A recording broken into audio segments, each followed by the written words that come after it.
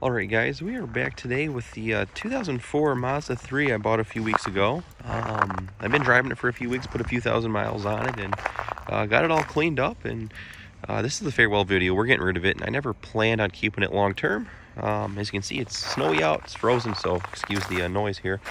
It's about 15 degrees, so it's pretty cold out, and I just ran the car through the car wash real fast, and we're gonna send it on its way here. So we get one last video of it before it's finally gone. It's been a good little running car, actually. It's been quite fun to have. Just for a brief moment, I put new tires on it. They are nothing special. They're just some Nanking Cross Sports, about 300 bucks, mounted balance and everything. They're 50,000 mile tires, and they're pretty good tires for old off-brand Japanese tires. It's seen salt now for about a solid month. That little rock chip has definitely gotten worse. So it's starting to bubble a little bit more, but otherwise the car, obviously, it's pretty much rust free. It's got pretty much new brakes all the way around, and those tires are they're pretty nice little tires, I have to say. Definitely buy them again. We painted the wiper arms up here, so the car looks real fresh, honestly, for what it is, considering the way it looked when I got it. I did kind of a half-ass paint correction on it to what I could. I saved the clear coat, which was good. It's still 50 shades of gray. Can't really help that. The hood was bent in, obviously, when I bought it, and I kind of bent it out so that, looks a little bit better. And we hit the headlights. We polished them out real good, and they look really good. They're really clear. So, yeah, they look almost brand new, really, compared to what they did look like when I got it. It's a 100% world of difference. Put some LED headlights in it and yellow fog lights because Japanese car, even though it's basically a Ford underneath. It does have the 2.3 Duratec. Pretty good little running motor. It's quite peppy.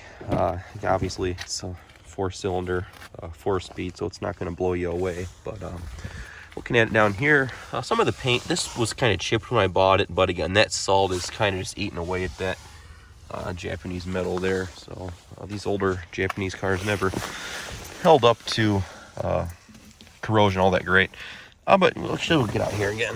When I bought it, the driver's seat was really stained, and I did a full interior shampoo in detail, and the seat looks basically brand new. It's a little crushed, it's old, so but otherwise, I mean, there's no stains in the seats. They turned out really good, so the interior looks great.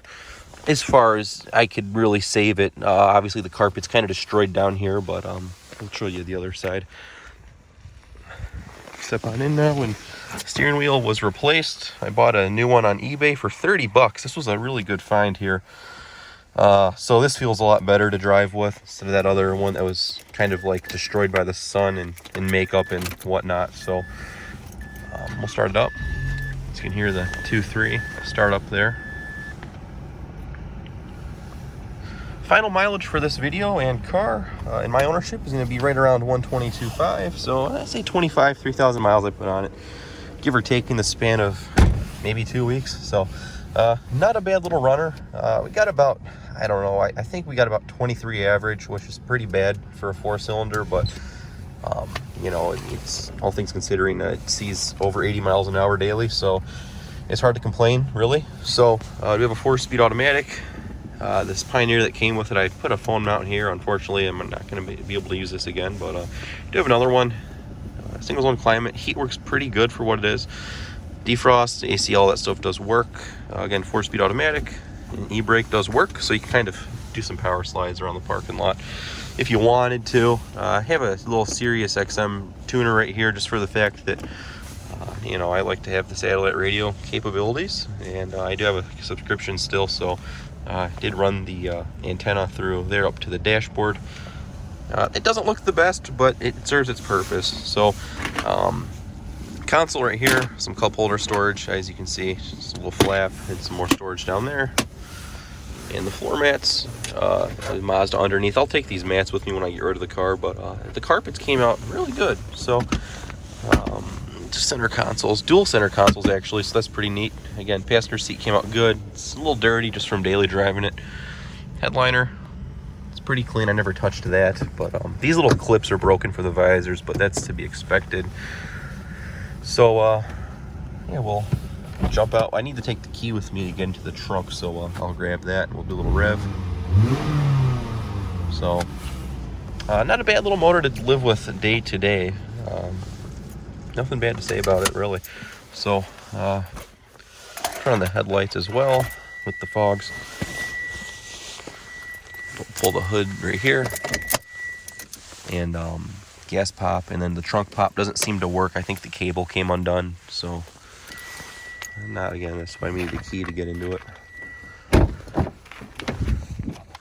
Coming to the rear, and no one's really sat back here. I haven't had really much time to get it out and about. So back here, all the materials, follow through, but everything's in decent shape. So you have 3 dapped handles, which is nice.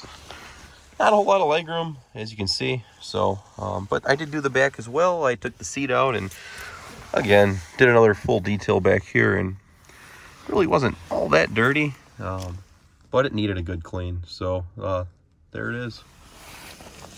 Totally recommend replacing these with some LEDs. Those aren't bright at all. Try to get into the trunk here.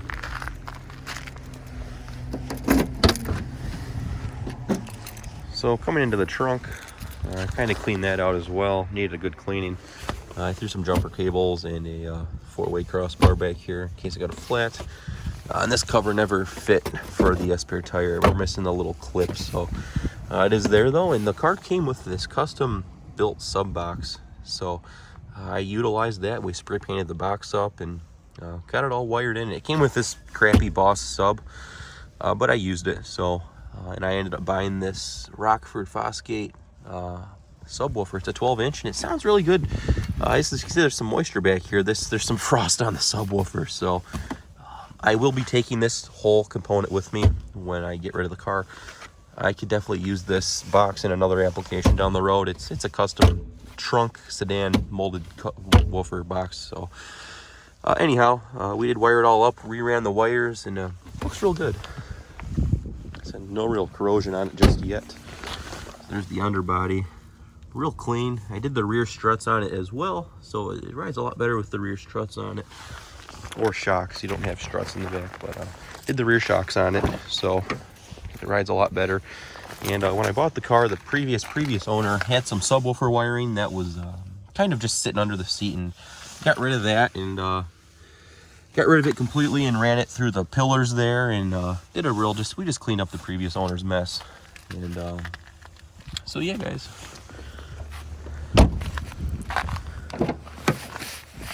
See, I don't think there's much rust coming out of this side just yet, but see right here. I think there is a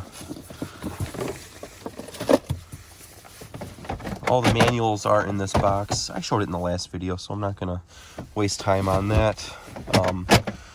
And to change the cabin air filter on this, you have to take this whole component out, and I changed the cabin air filter on it, which none of the stuff was ever done on this car that needed to be done. Everything was factory. So the filter that came out of it was just full of mold and mildew and stuff. So that was replaced, and the interior is finally getting clean instead of blowing dust all over the place. Yeah, see the LED headlights right there.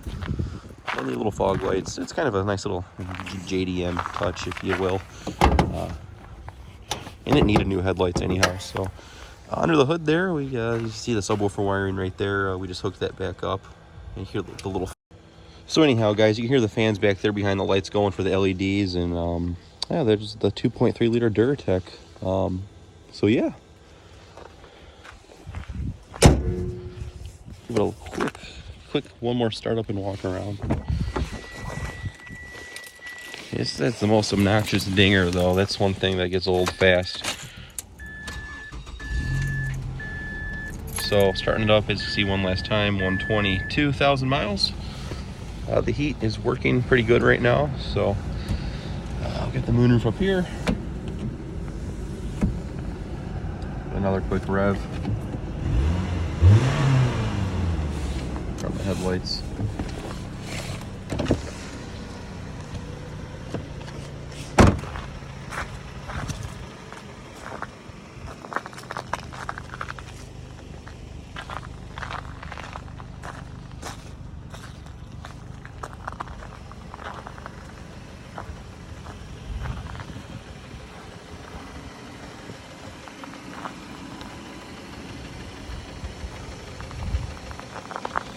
Anyhow, guys, thanks for watching the quick little videos on this car. I'll talk to y'all later.